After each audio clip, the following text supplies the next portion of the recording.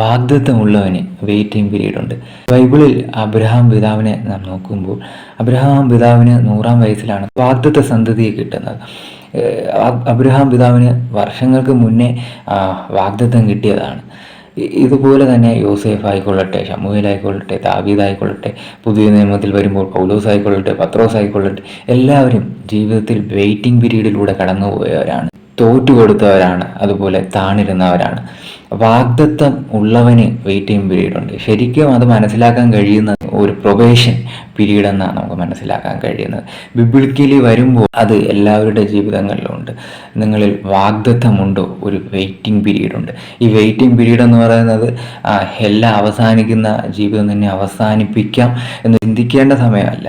അതെന്ന് പറയുന്നത് ഒരു വലിയൊരു ഉത്തരവാദിത്വം നമുക്ക് കിട്ടണമെങ്കിൽ, അത് വഹിക്കണമെങ്കിൽ അതിനുള്ള പഠനം, പ്രൊബേഷൻ നാം സ്വീകരിച്ചേ മതിയാകത്തുള്ളൂ.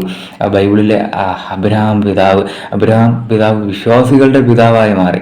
ആ ഒരു സ്ഥാനം കിട്ടണമെങ്കിൽ വെറുതെ കൊടുക്കുമോ? വെറുതെ കിട്ടുമോ? കിട്ടത്തില്ല. അതിനു വേണ്ടി ചില എഫേർട്സ്, ചില പഠനങ്ങൾ ആവശ്യമാണ്. അപ്പോൾ വാഗ്ദത്തമുള്ള വ്യക്തിയാണോ?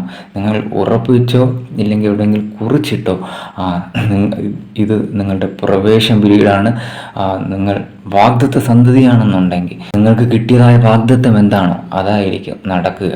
Thank you.